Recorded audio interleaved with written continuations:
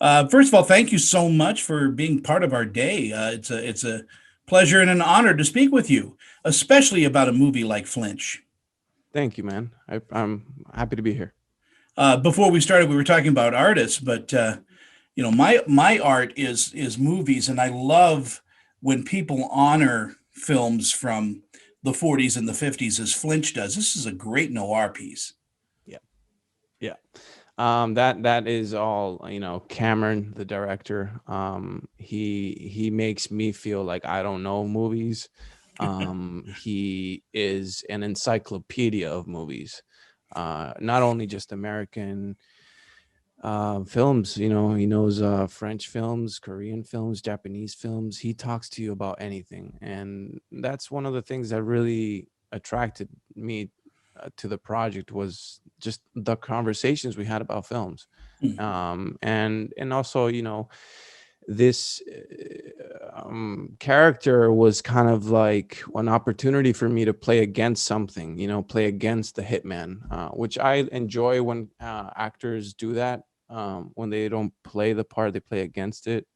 And it gave me an opportunity to play in a relationship where, you're still kind of like mama's boy, and you're trying to figure out who you are, and you're trying to get those, separation between mom, and son, and like you're not, but then dad's not there, and you're the man of the house. So it was a very complex character, and I really got attracted to that.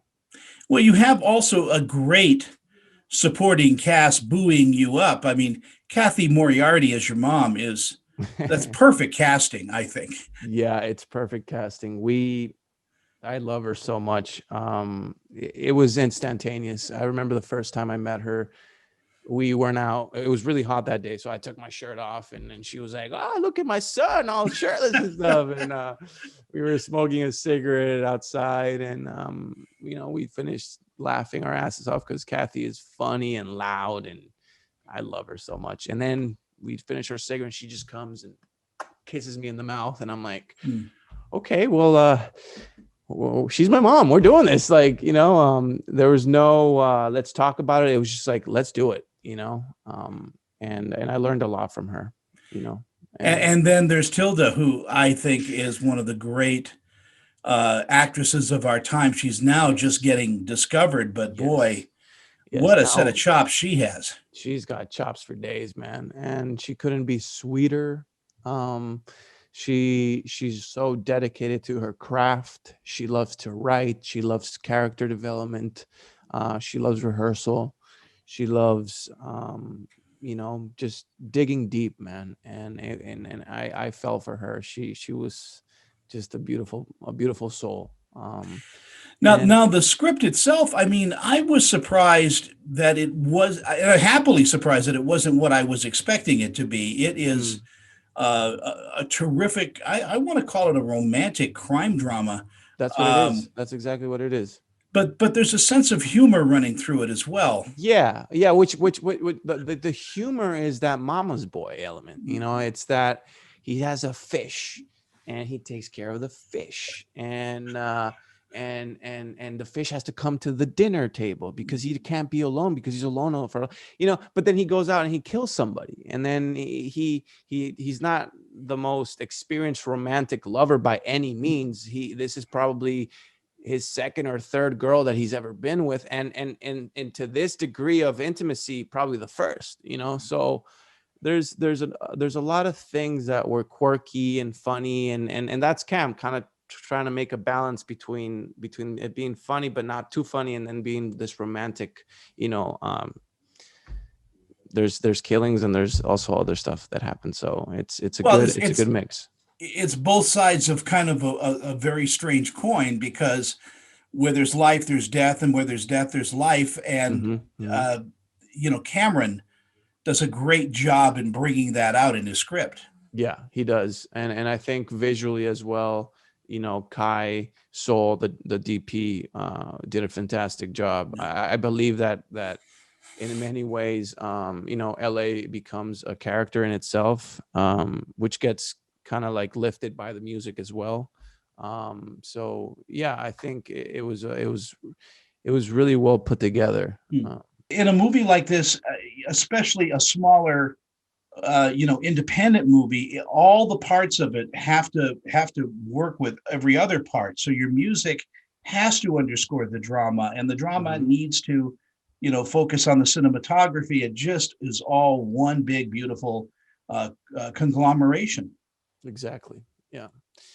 And when it comes to doing indies like these, I've done a couple of them, and they're all I like to call them risk or reward. Like you might do one and it might not be the best, but yeah, at least you tried something, and you tried doing a character, or you tried doing a story that nowadays, because the industry has changed, we don't see these films anymore. Yeah.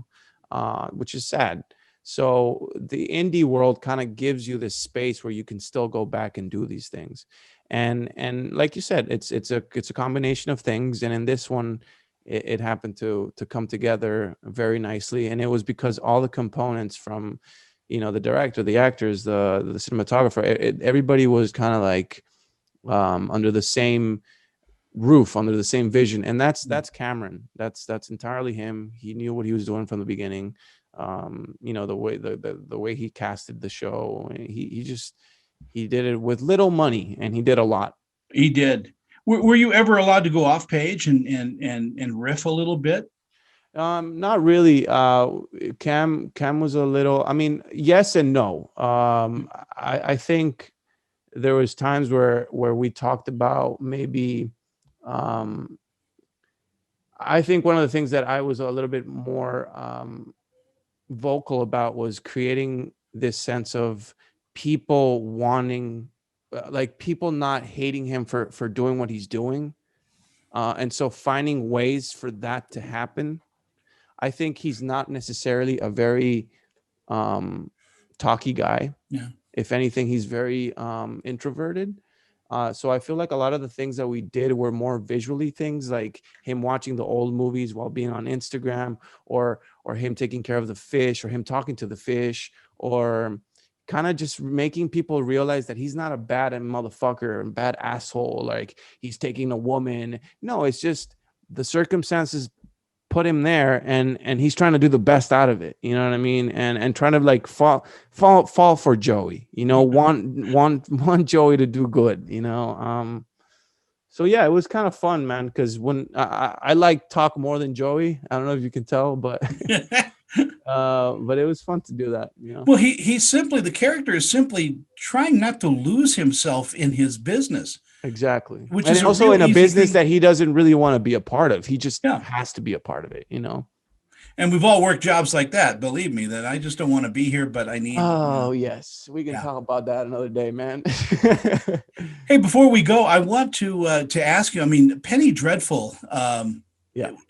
an amazing series that I think needs to be rediscovered. It is such a well-written show, and thank you for being part of that. Yeah, man. It was a pleasure to work with, heavyweights like John Logan and Nathan Lane.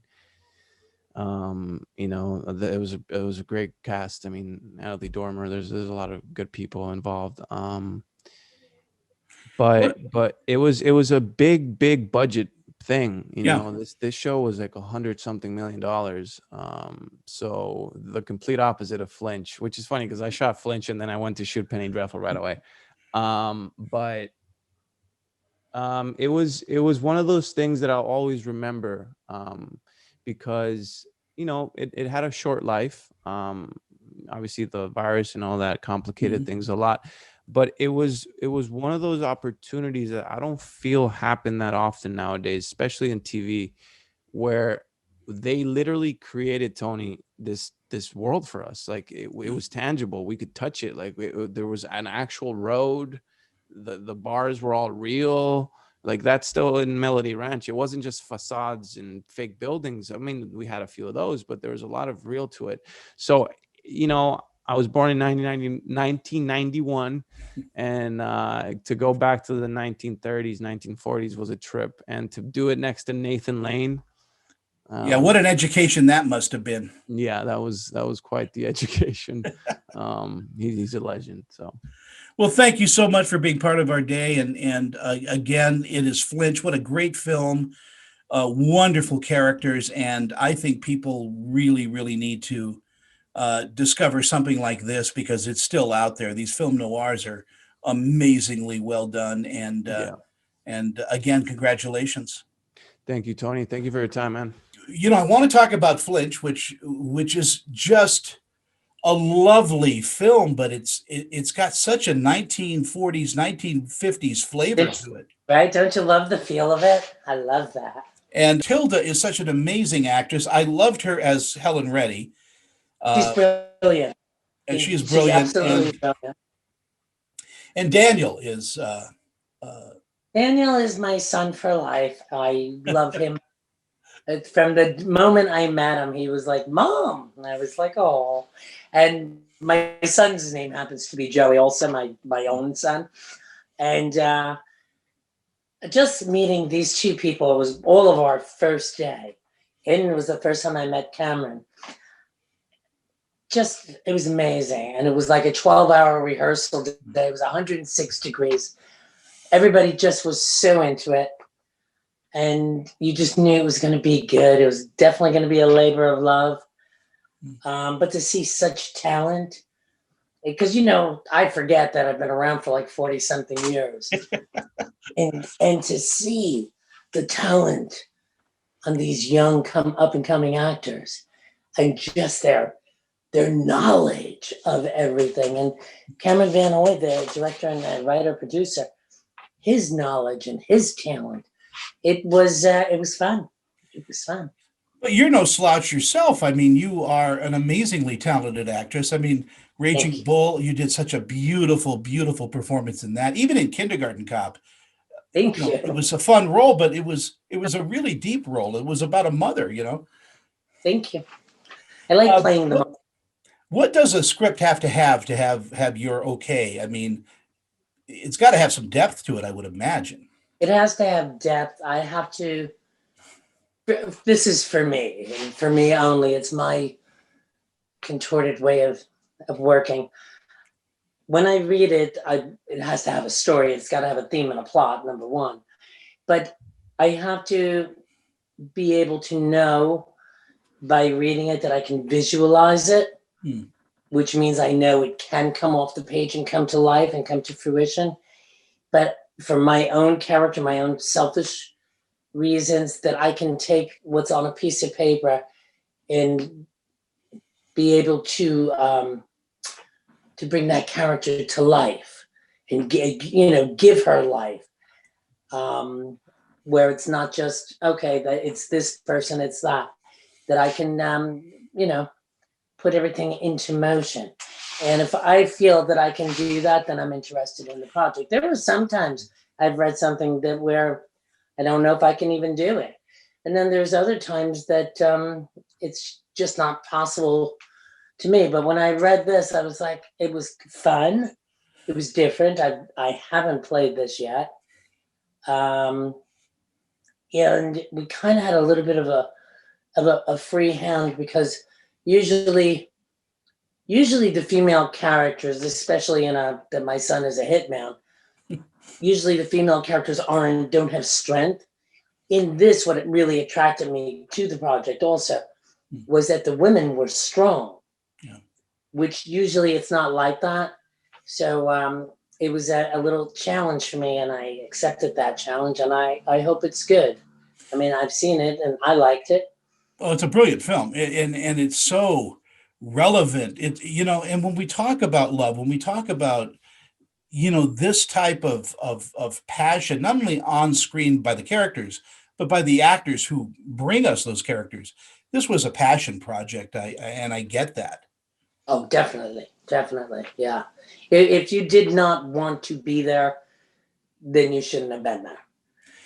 This wasn't, I'm going to go off and do this. This was definitely a labor of love, definitely for passion, but not knowing anybody. Like a lot of times passion projects are something you've been working on for, oh my God, years and years, a lifetime sometimes. This was something that like came to life so quickly, and not even knowing the people, we're still in touch. A lot of times you'll go off, you'll do a movie and kind of, you move on, right? You'll always stay friendly. Well, most in my life, I've stayed friendly. But, you just move on. And this, we're all still in touch. And I actually still have a card from flowers that Daniel sent me for Mother's Day while we were working. And I saved that card in my wallet. Oh. I've always stayed in touch with Cameron Van Hoy and Tilda. It was funny because I had just finished working with Danielle McDonald on patty cakes, and she was about to do the Helen Reddy story with her. Mm-hmm. So I introduced them for the first time that they met. It was like 6 degrees of separation. The cinematography I knew was going to be brilliant. Yeah, I loved working with him. And the producers, it just was a nice piece that really came together, but everybody wanted to be there. And that makes a difference. It does make a difference. And getting back to something you said earlier, you have always seemed to play very strong women in the roles that you've picked. That's because I never got the ballerina part. Did you want the ballerina part? I used to do a lot of voiceovers, and I was like, why can't I play that part? They looked at me. They're like, Cathy, first of all, you don't, well, you sound very strong. No, I like playing strong characters because I like strong women. I respect it and I appreciate it, and they always do have some sort of a softness to them. But that's what builds their character. In our final moments that we have, and again, God bless you. Thank you for this time that you've given me. You're very welcome, dear. You have played opposite of some of the most amazing people, in the world. John Belushi comes to mind with Neighbors, and Dan Aykroyd. Is every set an education? Do you learn something from every actor you're opposite of? When you stop learning is when you should retire. I think everybody should learn something every day, whether it be a word, whether it be a quote, whether it be a saying. And I've taught my kids the same thing, and I have it on their phones. They're like, Mom. But yeah, I want to learn a new word every day. Every now and then, I already know the word, but every day I learn a new word, and every day I want to learn a new quote about life. Yeah, no, you better pay attention and start learning, especially when you're working with people that if they're going to give you the time, you better respect it and appreciate it, and that's part of your job. Yeah, I think people should, especially film students, should go back and watch those smaller films and learn from them. I think Neighbors is just a brilliant movie. It was a difficult movie back then in that day. I see some brilliance in it when everybody started switching characters and all of that. I wish I learned more, but I did get to work. I was actually the last person to work with John.